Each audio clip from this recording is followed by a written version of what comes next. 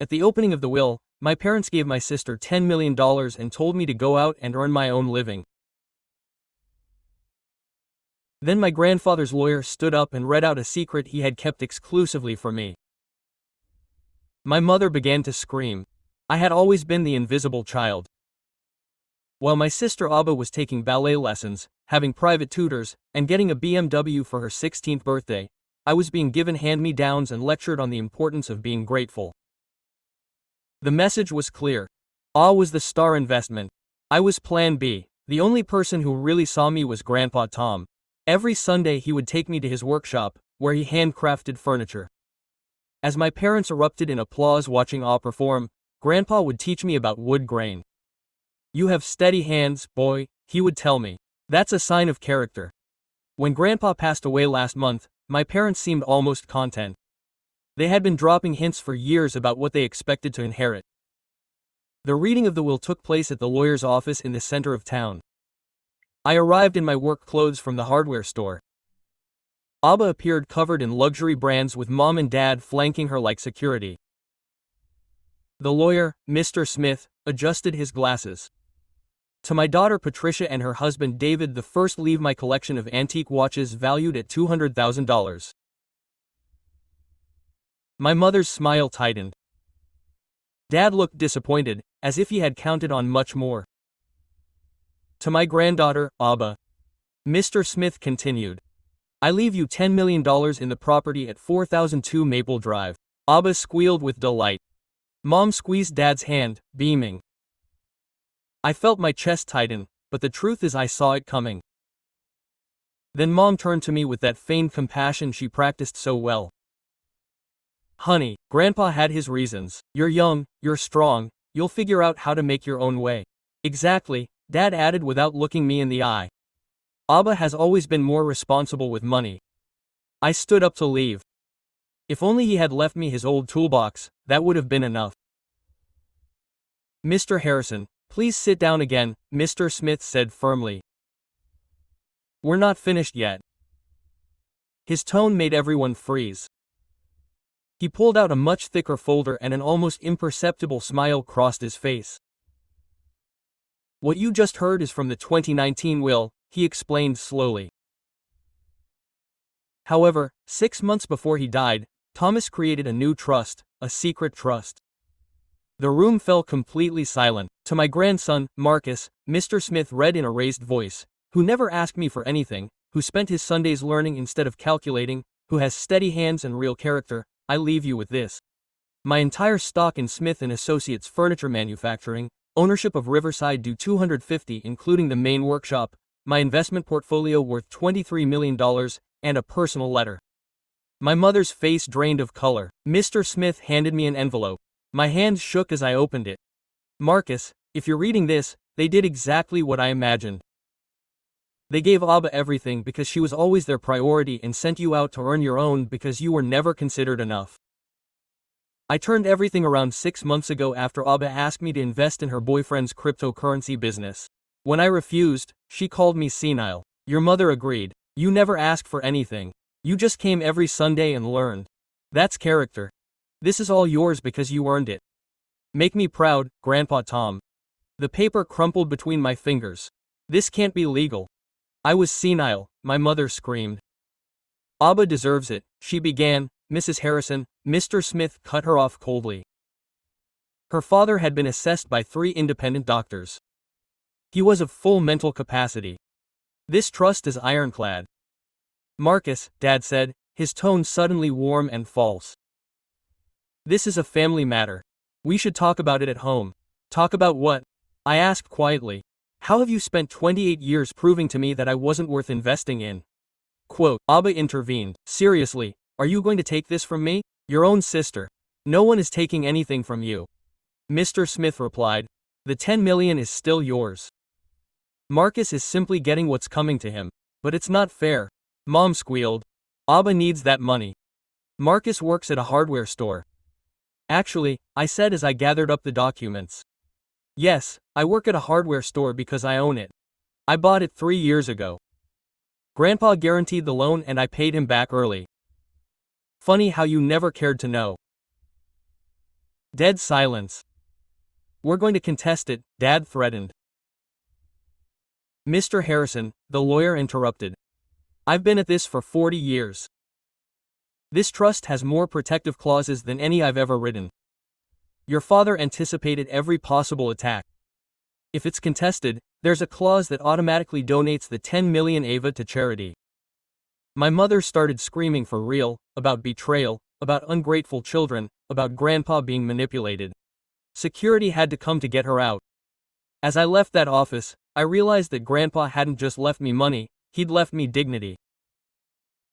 Irrefutable proof that someone, at least one person, had really seen me and decided I was worth it.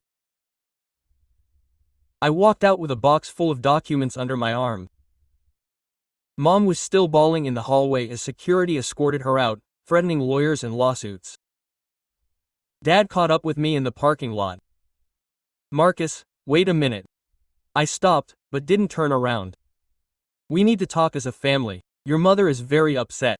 Abba is in shock. This has caught us all off guard.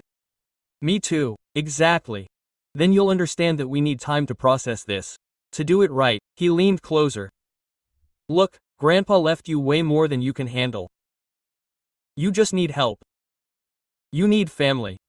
I had a family in my life, I replied. You guys decided that only Abba mattered. That's not fair to say. I turned to look him in the eye. Do you remember when I was 16 and I wanted to go to camp? It cost $800. You told me there was no money. That same week you gave Abba a $40,000 BMW. Dad pursed his lips. It was different. Abba needed a reliable car for her activities. You could take the bus. Exactly. It was always different. I got in my truck. Dad knocked on the window. If you don't share this with your sister, you'll regret it. Family comes first, Marcus. I drove off without answering. At home, I opened the box on the kitchen table. Everything was neatly arranged, as Grandpa would have it.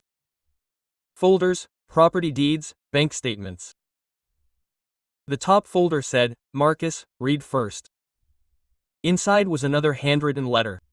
Marcus, if you're reading this, the initial storm has passed. Your mother screamed, your father tried to manipulate you and Abba cried. I know them like the back of my hand. Now comes the important part. Smith & Associates is not just a furniture factory. It is an empire that I built over 50 years. We have contracts with luxury hotel chains in 12 countries and we manufacture for the most exclusive interior designers. Last year we billed $47 million. I never mentioned it because your mother would have wanted to control everything and would have made Abba the director without her even knowing how to pick up a hammer. I hired someone to help you. Her name is Sophia Reyes. She has been working with me for 2 years, preparing for this day. She knows the business inside out. Trust her as I trusted you. Her phone number is in the blue envelope. One more thing. In the red folder is documented every time your family asked me to disinherit you. I recorded conversations, saved emails, messages, not to hurt you, but so that you have evidence when they try to make you feel guilty. You are strong, Marcus, much stronger than they ever understood, Grandpa Tom. I opened the red folder, my hands shaking. The first email was from Mom, from 3 years ago. Dad, David, and I are concerned about your will. We think you are being too generous with Marcus. He doesn't have the maturity to handle money that Abba does. Everything should go to her and she should decide later whether to share any of it with her brother. Grandpa's response was a single line. There were dozens of emails, messages, and even recordings of my parents and Abba talking about protecting the family inheritance by taking it away from me. In one of them, Abba said, Grandpa, Marcus doesn't need that much. He's happy being simple. I have bigger projects. Grandpa would ask, what projects? She would reply, I'm still figuring them out, but I know I need capital. I closed the folder. I was shaking all over. The phone rang. Unknown number. Marcus Harrison, professional female voice. This is Sophia Reyes. Mr. Smith let me know that the reading has already taken place. Did you read the letter? I just finished it. Perfect. We need to meet as soon as possible. There are urgent decisions to be made about the company. You can be in the main workshop tomorrow at 9. I will be there.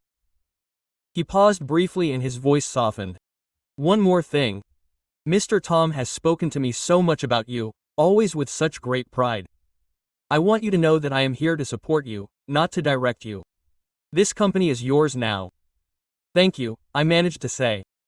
After hanging up, I stared at the table, the open box, the folders, and for the first time in my life, I felt like I was actually breathing. As I looked through the papers, I discovered very complete financial statements. The company was not only making a profit, but growing by 20% per year. Grandpa had invested in state-of-the-art machinery for the workshop. He had hired talented young designers. I had built a network of clients in Europe and Asia, and I had been completely oblivious to it all. My phone vibrated again. It was Abba. Marcus, I need to see you. I'm busy. Just 5 minutes, please. Her voice sounded strange, lacking the confidence she always wore. Okay. At the usual cafe, in an hour. The place was almost deserted. Abba had already taken a table in the back, no makeup, wearing comfortable clothes, like when we were kids. Thank you for showing up, she said as I sat down. I didn't answer. She stirred my coffee with her spoon. Look, I know you're mad and I get it, but I need you to know something. I never asked to be the favorite. Ever since I was little, Mom and Dad put me on a pedestal that I didn't choose. And you never said anything. I tried once. I was 14 and I told them they were being unfair to me. Mom grounded me for a whole month and kept telling me I was special and that I had to accept my place in the family. I looked her in the eye.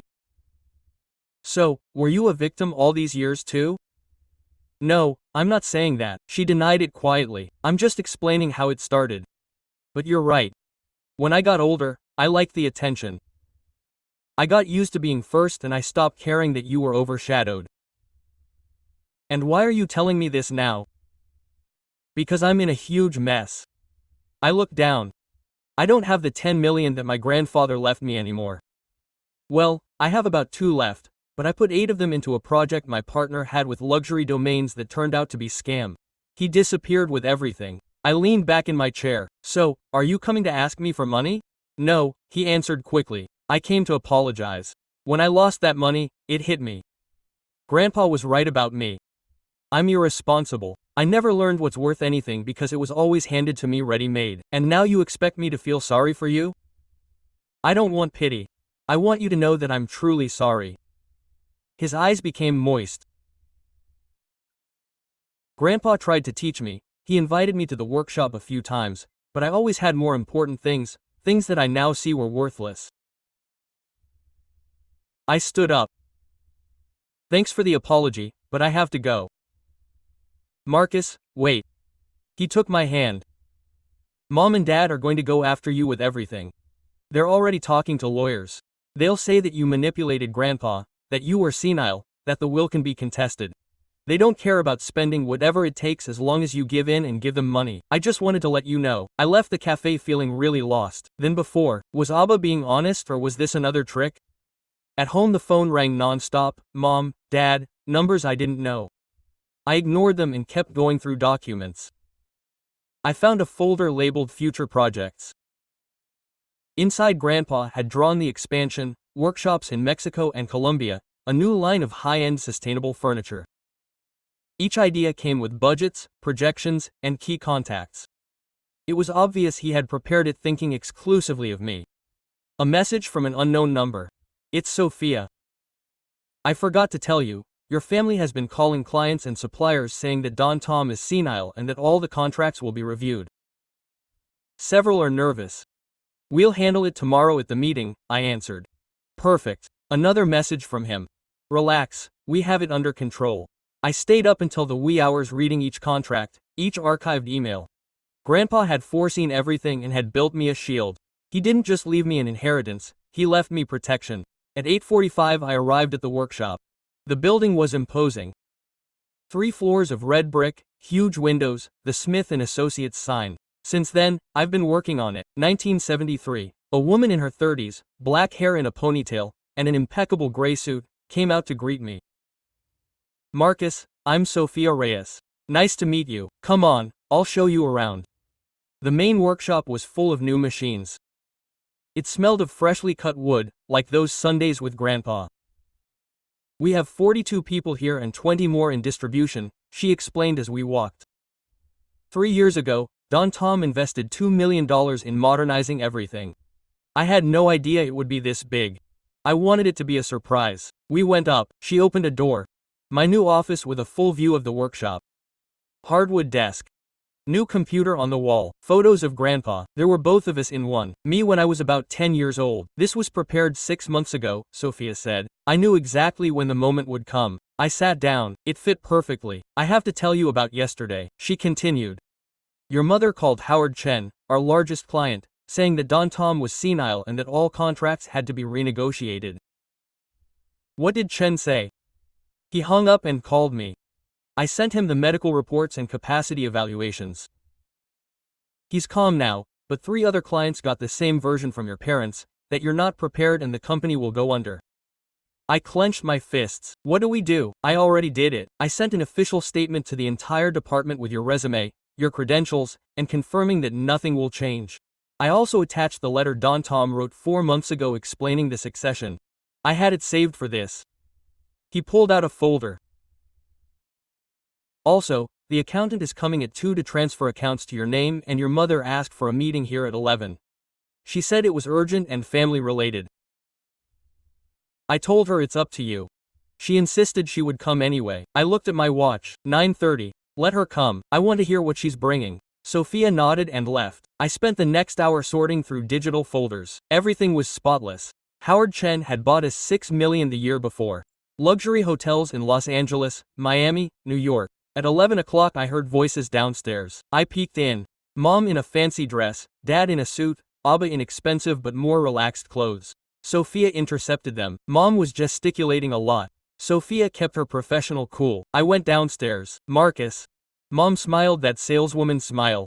What a spectacular place. Your grandfather created something wonderful. What do you want? Can we talk upstairs in private? Dad asked. I took them to the office. They sat down. I stood. Look, son. Dad began in a conciliatory tone. We've been thinking all night and we've come to a conclusion. We're family, and family belongs together. You're smart, but you don't have experience running something of this magnitude. You need support. I have Sophia. Sophia is an employee. Mom chimed in. We're blood. What exactly are you proposing? Dad pulled some papers out of his briefcase, creating a formal family structure. I would be CEO. 30 years of experience can't be improvised. Abba would be CFO. She studied economics at a top university. And you, the CEO, the public face. Tom's legacy. Fair wages for all and profits shared equally. 50% for you, 25% for your mother and me, 25% for Abba. He pushed the documents toward me. I didn't touch them. No. Mom tensed up. Marcus, it's only reasonable. The company is mine. Grandpa left it to me, not to you. But we can make it grow, Dad insisted. I have connections. I know how to avoid mistakes that would cost you millions. Grandpa didn't agree. Abba spoke for the first time. Her voice was shaky. Marcus, please, I need this. I lost almost everything. Mom and Dad are supporting me. I can't go on like this. You got 10 million 2 days ago. I told you what happened. I was an idiot, but now I need a steady income. Here's the text rewritten in Spanish with the same emotional tone, the same intensity, and a very similar length to the original, but using different expressions to avoid any type of plagiarism. Stable, I have to work. Tears streamed down her face. I'm not begging. I'm going to work hard. I'm going to learn everything I need to. Just give me a chance. Mom came over and put her hand on my shoulder. Darling, we know we hurt you. You have reasons to be angry, but this is your chance to be better than us, to show greatness where we were mean. Greatness. I looked her straight in the eyes, just like that time I asked for money for the carpentry workshop and they told me it wasn't enough. That was years ago, just like when Dad said that college was a waste of money with me, but they paid for my AVA degree in a very expensive private school. Dad stood up abruptly. Enough. We can spend all day talking about the past, but this is about the future, about doing things right. Doing things right, I repeated. Grandpa did things right. He left me what was his because I earned it. You spent years trying to get me out of the will. Sophia showed me the emails. Total silence. What did he teach you? Mom asked very slowly. Everything. Every email asking him to disinherit me. Every conversation about how to protect the family inheritance from me. Dad turned white. Those emails are out of context. No context is needed, the words speak for themselves. Abba sat up. I mean, you're going to leave us on the street while you keep millions. You have 10 million. That's nothing. I don't have 10 million anymore. I have 2 and they're not enough to live on. That's not my problem. Mom went to the door. You're going to regret this. Let's fight. Let's tell everyone what kind of ungrateful son you are. Go ahead, do it. They left, slamming the door that reverberated throughout the workshop. I heard them screaming as they came down the stairs. Sophia appeared minutes later. Are you okay? Yes. It was tough, but it had to happen. The accountant has arrived. Ready to sign? Done. The accountant was Robert Chong. A gentleman in his 60s with a noble old leather briefcase laid out the papers on the table. There are a lot of signatures, he said as he sorted through the folders, bank accounts, investments, real estate. Mr. Tom had everything separated into trusts and forfeitures and separate companies. Sophia sat down next to me. Why so separate? Protection, Robert explained. If someone sued the company, they couldn't touch the personal stuff. If they sued him as a person, the company was safe. He was a very cautious man. I signed where he told me to. Each item moved millions into my name. It felt like a dream. The main operating account has $4 million, Robert said. For day-to-day purposes, the personal investments are in a separate structure. Those are completely yours. How much is in there? $22 million after taxes. Sophia let out a low whistle. Mr. Tom was a genius at investing. It was. Robert smiled wistfully. He taught me everything I know. Marcus, if you ever need financial advice, my door is open and I won't charge you anything. I owe that to your grandfather. Thank you. Robert put his copies away and left. I stared at the signed documents. Do you want a minute alone? Sophia asked. I don't need to understand the business. Show me everything. We spent the next 3 hours in his office. He had 2 monitors full of graphs and spreadsheets. He explained every contract, every major client, every project in progress. Howard Chen is our star client, he said, pointing to the figures, but we can't rely on him alone. Your grandfather wanted to diversify, so we launched the exclusive furniture line with independent designers. What line? One-off pieces, limited production, high net worth clients. We already have 3 designers collaborating. Last month we sold a desk to a Google executive for $10,000. Imported walnut, custom design, hand finished. It took us 2 months. He changed the screen. This is the future. High margin craftsmanship. Who runs that area? I coordinate, but your grandfather was thinking of hiring a creative director. He was already looking at candidates before he left. My cell phone rang. It was from the shop. Marcus, this is Daniel in production. We have a serious problem. What happened? 2 suppliers canceled today's lumber shipments. They said someone called them saying we didn't need the material anymore. But we have deliveries this week. Sophia looked at me, alarmed. Who called? I asked. They don't know, except that it was a woman from the head office saying there had been a change of address and they were reviewing everything. Give me the names, I'll call them now. I hung up and looked at Sophia. It has to be my family. I called the first one. A woman in supply. Karen speaking. Karen. This is Marcus Harrison, the Smith & Associates. There was a mix-up with our order. Oh, yeah, this morning we got a call canceling. A woman said her father was the new manager and was doing an audit. My father doesn't work here. The company used to belong to my grandfather and now it's mine. Oh, so they do need the wood. Urgent. Let me see if I can get it for a second. Sophia was furiously taking notes. Mr. Harrison, good news. I can send it tomorrow, but I need you to send me your ID and some document that proves that you are the owner. I'll send it all to you in 10 minutes. Perfect. And excuse the mess. The woman who called seemed very confident. She said she was the wife of the new manager. Don't worry, thanks for checking with me. I hung up and called the second supplier. Exactly the same story. Sophia.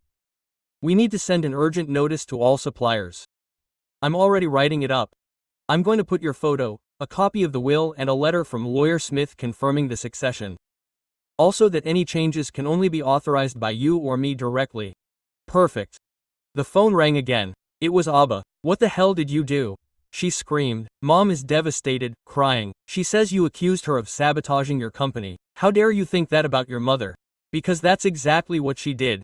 She called the suppliers pretending to be a manager. She just wanted to help. She thought you needed someone to review the contracts. I don't need your help. I need you to leave me alone. Marcus, they're desperate. Dad's been out of work for 2 months and we won't tell you because you never talk to us. Mom's in debt.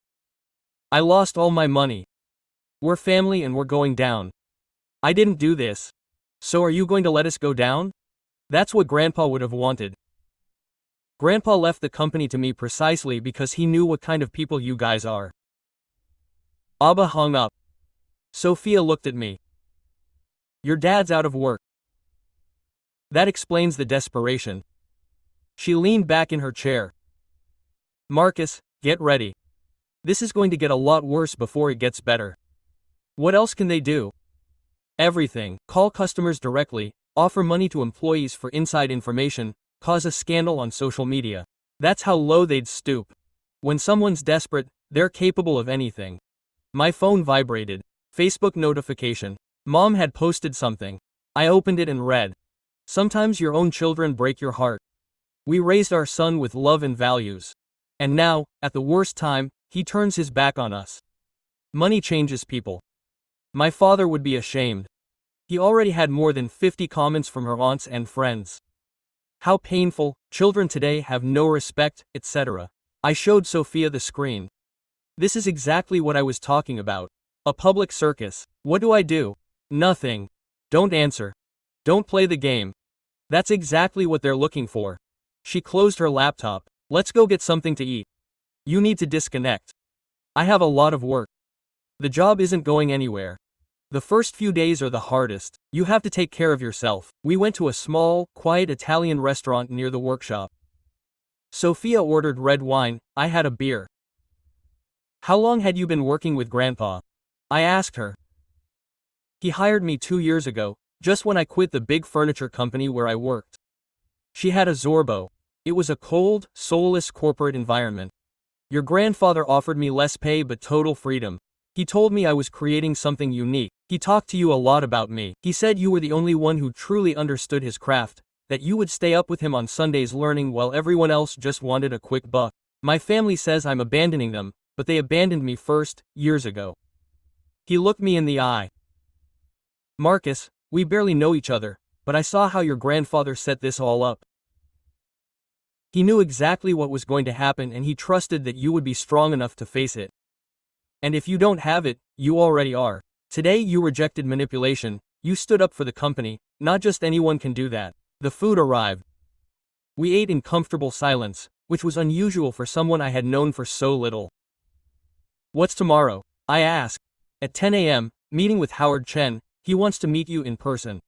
Then project reviews with the team. In the afternoon, calls with the designers. You'll be there for everything. If you want me to be there, I'll be there. He smiled. Howard Chen arrived at the workshop at 10 o'clock. A man in his 50s, his suit impeccable. His face was serious. Sophia and I were waiting for him in the meeting room. Harrison squeezed my hand tightly. I'm so sorry to hear about your grandfather. He was an extraordinary man. Thank you. This week I received several disturbing calls. Your mother, your father, both claiming that the company is in total chaos after the transition. He took a seat. I want to hear your version of events directly. My grandfather prepared me for this for years. I spent Sundays in this workshop since I was 8. I learned the trade from the ground up. I have experience in management. 3 years ago I opened my own hardware store. I started with 2 employees and today we have 12. We have grown by 40% per year. Howard looked at me carefully. And why does your family insist that you are not prepared? Because they expected to take everything. My grandfather decided otherwise. I understand. He opened his briefcase. I have a contract for $3 million for this year. Furniture for 5 new hotels. I need to be sure I can trust you. Sophia slid a folder toward him. Here are all the projects in progress. We are ahead of schedule and we have 3 new proposals that could be a great fit for your luxury hotels. Howard reviewed the sketches. His expression changed. This is exceptional. It exceeds what I asked for. The design team has been innovating for months, Sophia explained. We like to be ahead of what's coming. That pleases me. He closed the folder. Mr. Harrison, let me be clear. Your grandfather wasn't just a supplier, he was a partner. We shared a vision. You have it. I want to grow. To make a big splash in Latin America, to develop a line of sustainable luxury furniture, to become a brand that can compete with the big European designers. Ambitious. My grandfather didn't start this company to stand still. Howard smiled for the first time. Your grandfather made the right choice. The contract still stands and I want to see that eco-friendly furniture as soon as it's ready. As she left, Sophia gave me a friendly tap on the shoulder. You were perfect. He was nervous as hell. It didn't even show. He checked his phone. We have half an hour before the general meeting. Coffee. We went down to the common area. Several colleagues greeted us. A woman approached. You're Marcus, right? I'm Gloria. I worked with your grandfather for 20 years. Nice to meet you. He always talked about you. He said you were the only one who had inherited his love for wood. He looked me in the eye. Don't let them take that away from you. Your family is going to fight, but this is your place. Thank you. When he left, Sophia took me to her office and closed the door. I have to tell you something. This morning, a supposed journalist called me. He was asking about your grandfather's mental health. If I had seen strange behavior. What did you tell him? That he was completely lucid until the last day and that I have emails and documents to prove it. She sat down in front of her computer. But Marcus, this means they're trying to mount a public campaign. They want people to think he was senile. Attorney Smith mentioned that there are medical reports. There are, but people don't read reports, they read headlines. We need to get ahead of the game, create a presence on social media, show that the company is stronger than ever. I have no idea about social media. I do. Let me do it. She started typing. We'll upload photos of new projects, videos of the workshop in progress, humanize the brand. The meeting with the team was in the main workshop, around 15 people. Sophia made the introductions. This is Marcus Harrison. Some of you will remember him from when he came on Sundays with Don Tom. He's the new owner now. A worker in his 40s raised his hand. What's going to change in the short term? Nothing, I replied. I'm here to learn from you and listen. My grandfather built a solid team. I don't plan on breaking it up. And what about the rumors that your family is going to sue? A young woman asked. They can try, but the will is bulletproof. The company is going ahead. When I got back to the office, there was a voicemail from my mother. Marcus, we need to talk about what you're doing. People are asking me why my son left us. It's embarrassing. Call me. I deleted it. Sophia came in with her laptop. Look, this was a Facebook post from Abba, a photo of her crying and a very long text. My brother inherited millions and doesn't want to help his family. I'm about to lose my house. My parents can't pay their bills, but he doesn't care. That's how money works. She gives you more than 200 comments, almost all of them supporting her. You have to respond, Sophia said. You said you didn't want fights on social media. This is different. She's building an image of a victim. People need to know your side. I don't know how to do that.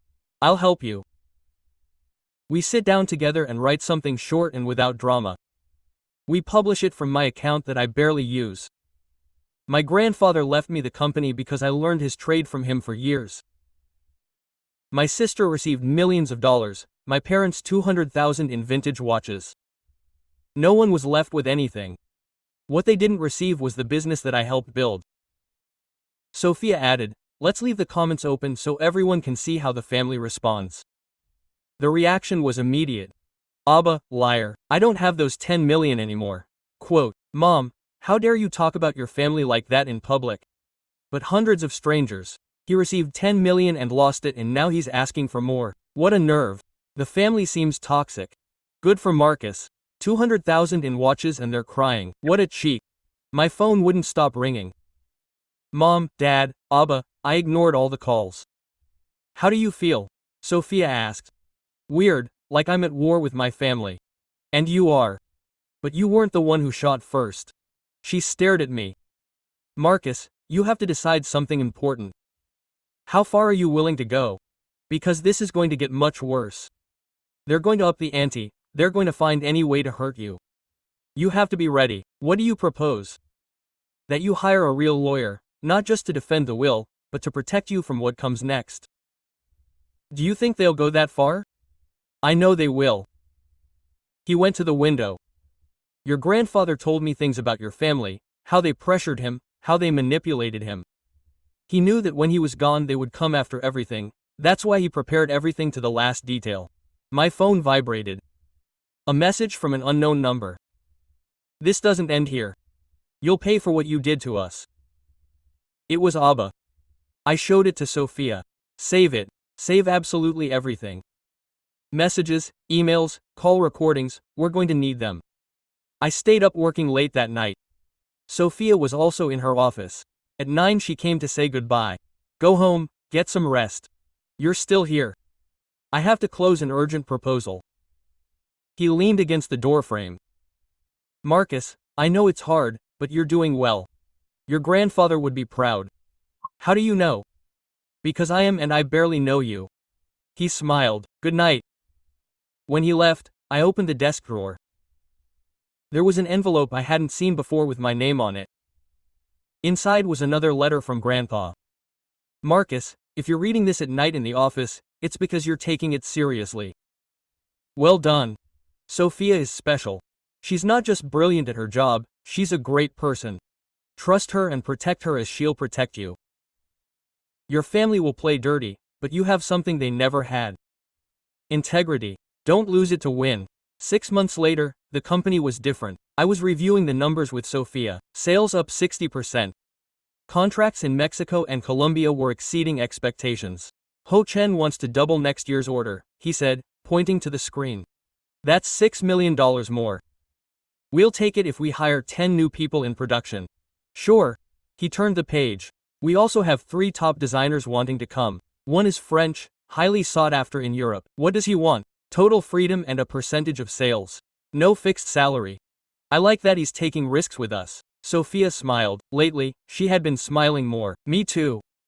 We had spent almost every day together for those 6 months. Meetings, business dinners, weekends reviewing prototypes. At some point, it stopped being just work. I have to confess something, she said, closing her laptop. Go ahead. Your grandfather hired me with a dual mission, to show me the business. Yes, but she also bit her lip.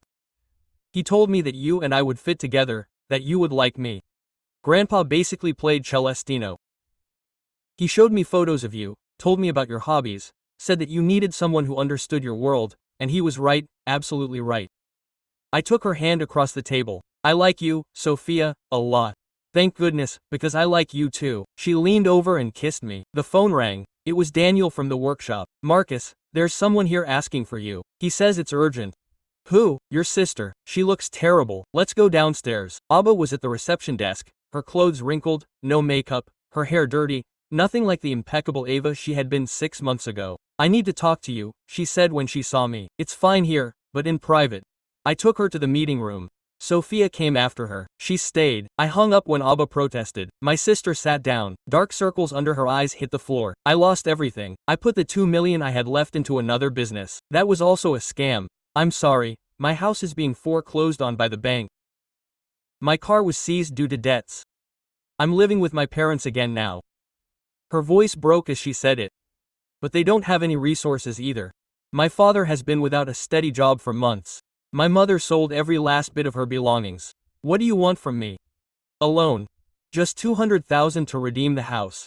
I'll pay you back as soon as I find a job. No, Marcus, please. This is the house where we grew up, where we kept all our memories. They're not exactly my favorite memories. So, are you going to let us lose everything? You already lost everything, Abba, twice, because you never learned to be responsible. I can't believe you're so tough. He stood up. Grandpa would be ashamed of you. Grandpa left me this company because he knew perfectly well who you are and he knew I wouldn't fall for your manipulations. Abba slammed the door outside. Sophia put her hand on my shoulder. Are you okay? Yes, it doesn't hurt anymore. That's progress. 2 weeks later, an email arrived from my father. The subject line said last chance. Marcus, I'm your father. Your mother and I are at our wits' end. The bank is foreclosing on the mortgage in 30 days. Abba lost everything. We have no savings. We need $150,000. I know you're angry, and you have reason to be. We were terrible parents to you, but this isn't about us. It's about doing the right thing. Your grandfather raised you to be a better person than we were. Prove it now. If you don't help us, 3 of us will end up on the streets because of you. Dad. Sophia read the message over my shoulder. Pure manipulation. Guilt plus emotional blackmail. Let's reply. I thought about it for a moment. Yes, but I have to say something first. I calmly drafted my reply. Sophia proofread it before sending it. Dad, I got your email. I'm not going to send any money, but I'm going to explain why. For 28 years, they treated me like a second-class son. They denied me opportunities that Abba had given her without blinking an eye. They made me feel worthless. Grandpa rescued me from that. He gave me value and meaning. He taught me that I deserve respect. You had 200,000 worth of vintage watches. You sold them to cover up Abba's holes. She received 10 million. She squandered them because she was irresponsible. Those are your problems, not mine. If you end up on the streets, it won't be because of me. It will be the consequence of 30 years of wrong decisions. I'm not going to save them. Not out of cruelty, but because I've finally learned to respect myself. Marcus. The reply came in minutes. It was from Mom. You're a monster. Your father was right. Money rotted you. I hope when you're old and all you remember is this moment and you know that you chose bills over your family. Don't ever look for us again. You don't have any family anymore. I showed Sophia the message. How are you? Relieved. It's finally over. Sure. Sophia hugged me. Grandpa would be proud. A month later, Lawyer Smith called me. Marcus, news. Your family tried to annul the will. The judge dismissed the lawsuit at the first hearing and also activated the penalty clause. What does that mean? That the 10 million that your sister has already spent can be claimed as a debt against the estate and, most importantly, the attempted challenge disqualifies them from receiving any other future inheritance from the family branch. For example, if your paternal grandmother dies and leaves something behind, they won't be able to touch a penny. The challenge legally marked them as adversaries. I already told them. Your mother screamed for 20 minutes straight. I stared out the office window. The workshop was buzzing with activity. Maximum production, happy employees, the company growing non-stop. Sophia came in with 2 coffees. Everything's okay. Yes, I was just thinking. About what? About how Grandpa had everything figured out, every comma, every clause. He was a genius. He sat on my lap and loved you madly. Thank you for staying. Where was I going to go? He kissed me. I'm your chief operating officer, your partner, and your girlfriend. I'm stuck with you for life. How lucky I am. That same night, Abba's last message arrived. We lost the house. Mom and Dad moved to a tiny apartment. I'm staying with a friend. I hope you're very happy with your money. I hope it makes up for it. I didn't answer. There was nothing left to say. Sophia and I had dinner at a fancy restaurant celebrating the signing with a European hotel chain. Grandpa was right about you, I said, raising my glass. What exactly did he tell you? That you were special, that I should trust you blindly, that he would always protect me. He told me that you were the grandson who deserved everything and that my mission was to help you believe it. Good job. Thank you. He took a sip of his wine. Do you know what the best part of all this is? What? That you are finally free. Your family no longer has any power over you. He was absolutely right. For the first time in 28 years, I felt completely free. A year after inheriting, we were in Milan during Design Week. Our sustainable furniture collection was being presented alongside the big European luxury brands. Sophia was holding my arm when the master of ceremonies announced, Smith & Associates, led by Marcus Harrison, is revolutionizing the industry, combining traditional craftsmanship with contemporary sustainability. The room erupted in applause. 20 countries requested meetings. The company was already worth 80 million. Your grandfather would be screaming with pride, Sophia whispered. I wish I could see him. He's here, in every piece, in every decision you make. After the presentation, we had dinner on a terrace overlooking the Duomo.